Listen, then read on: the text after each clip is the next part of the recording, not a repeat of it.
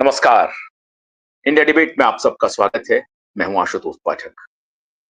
आपके लिए आज बेहद खुशी का दिन है।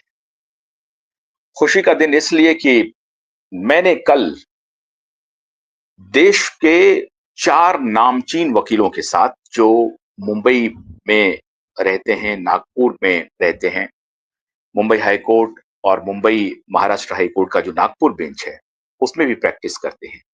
और कल मेरे पास तकरीबन लखनऊ से, पटना से, हैदराबाद से ऐसे कई वकीलों के संदेश आए, फोन आए, और सबने एक प्रकार से यही कहा कि आशुतोष जी, आपके नेटवर्क के साथ, क्यूवाइब के साथ हम पूरे तन मन धन से खड़े हैं।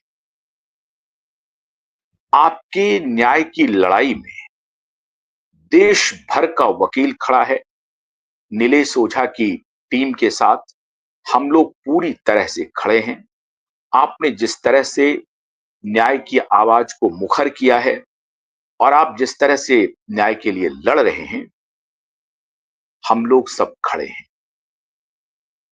आज मैं आप सभी एसएसआर वॉरियर, अपने देश के सभी कानूनी योद्धा और जिसने हमें शुभेच्छा भेजी है, चाहे वो पटना से हो, लखनऊ से हो, हैदराबाद से हो, मुंबई से हो, नागपुर से हो, उन सबके प्रति क्यूवाइब नेटवर्क आभार प्रकट करता है। खास तौर से हमारे वकील बिरादरी के प्रति, एडवोकेट बिरादरी के प्रति आभार प्रकट करता है कि आपके उठ खड़े होने से, हमारे समर्थन में खड़े होने से अदालत को भी सुनवाई के लिए मजबूर होना पड़ा है। ये यूं ही बात सामने नहीं आई। अदालत भी गंभीर हो रही।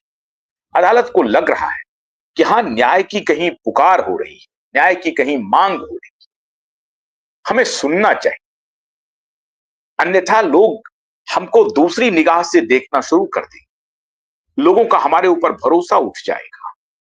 और इसलिए आज सुबह जो एडवोकेट हमारे कल के शो में मौजूद थे, एडवोकेट तनवीर निजाम, आज सुबह सुबह तनवीर निजाम हाई कोर्ट में प्रस्तुत हुए और उन्होंने division bench honourable justice Sarang B Kotwal के सामने अर्जी दी कि दिशा सालियान के पिता सतीश सालियान का जो एप्लीकेशन है, उस पर अर्जेंट सुनवाई होनी चाहिए। अन्यथा यह संदेश जा रहा है समाज में कि अदालत गंभीर नहीं है इसमें। और यह बेहद गंभीर मामला है। एक बेटी के साथ बलात्कार, अत्याचार और उसके बाद उसकी हत्या का मामला है, और उनके एक निर्बल पिता, असहाय पिता न्याय की मांग के लिए दर दर भटक रहे हैं। कभी पुलिस मुख्यालय जाते हैं, कभी आपके दर पर आते हैं मिलॉर्ड। और मैं समझता हूं कि आपको अब हमारी एप्लीकेशन को दरकिरार करने का आपके पास कोई आधार नहीं बचा है मिलॉर्ड। और मिलॉर्ड ने फौरन से पेशतर कहा कि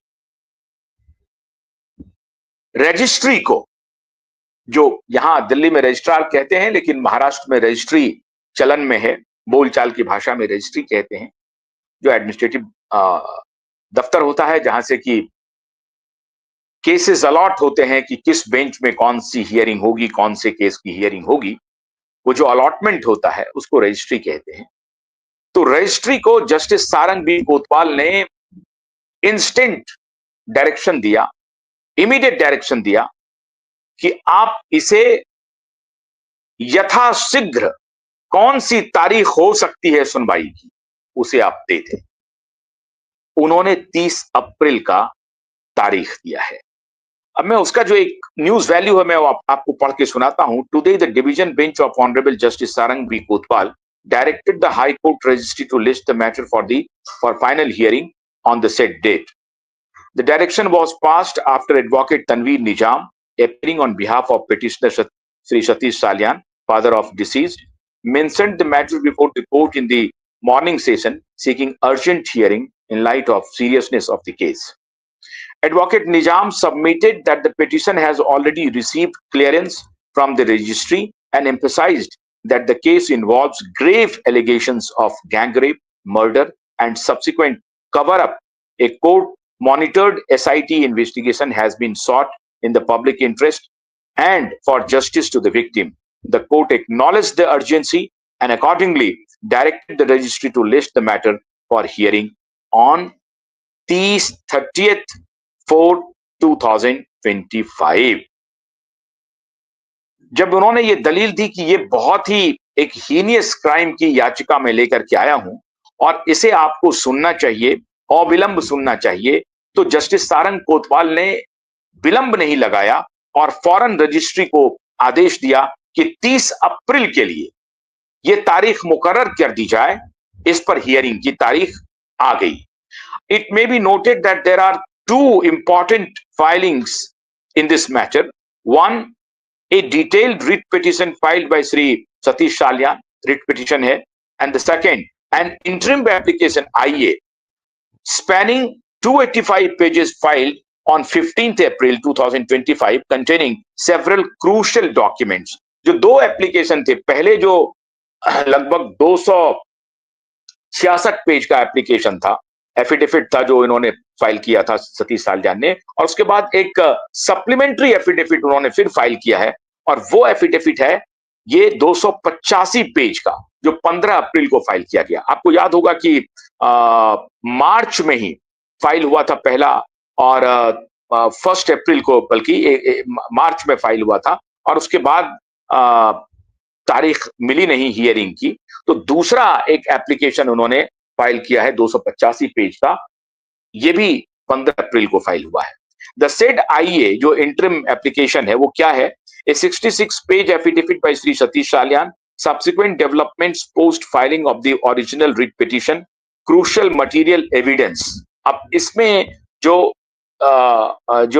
ऑल्टरनेट जो इंटरिम एप्लीकेशन फाइल किया गया है उसमें एक डिटेल्ड फॉरेंसिक रिपोर्ट है, क्रूशियल एविडेंस उसमें मेंशन किया गया है। दूसरा, forensic report that strengthens the claim of a pre-planned conspiracy and deliberate cover-up in the case। जो एफिडेविट में जो मैटर मेंशन किया गया है वो ये है कि ये जो पूरा मर्डर है वो ऐसा नहीं था कि ये आउट ऑफ ब्लू हो गया या इन ए हेस्ट जिसको आप कहते हैं वो हो गया, जल्दबाजी में हो गया, गलती से हो गया। It was not a murder of by mistake, not at all. So ये एप्लीकेशन ये कह रहा है कि ये जो मर्डर है ये पूरी तरह से होशो हवास में प्री प्लान्ड मर्डर है। ये मर्डर किसी भी सूरत में on the spur of the moment ऐसी कोई बात हो गई जिसकी वजह से उसकी हत्या करनी पड़ गई, ऐसा नहीं है। ये हत्या पूरी तरह से एक प्लान्ड हत्या है और प्लानिंग में कौन कौन है अब ये सब भी हम आपको बता रहे हैं। और न सिर्फ प्लान्ड हत्या है बल्कि हत्या के बाद इस हत्या को कवर अप करने, अब कई बार होता है कि बहुत सारे हत्यारे ऐसे होते हैं, जैसे आज ही की एक खबर है कि एक पति ने अपनी पत्नी का सर काट करके beheaded the head of his wife और उस पूरे हेड को अपने साथ कैरी किया, पुलिस स्टेशन ले गया, अपनी पत्नी के कटे हुए सर को अपने साथ कैरी करके वो पुलिस स्टेशन ले गया और पुलिस के सामने जाकर के सरेंडर किया और पुलिस को बताया कि ये मेरी पत्नी का सर है। तो ऐसे बहुत सारे मर्डरर होते हैं जो मर्डर करते हैं तो कन्फेस कर लेते हैं और कहते हैं कि साहब हमसे ये अपराध हुआ है, अब इस अपराध की जो भी सजा दें हम उसके लिए तैयार हैं। यहाँ पे अपराध किया गया, प्लानिंग के तहत किया गया और फिर उस अपराध को बचाने की बड़ी गहरी साजिश रची और उस गहरी साजिश में एक के बाद एक ऐसे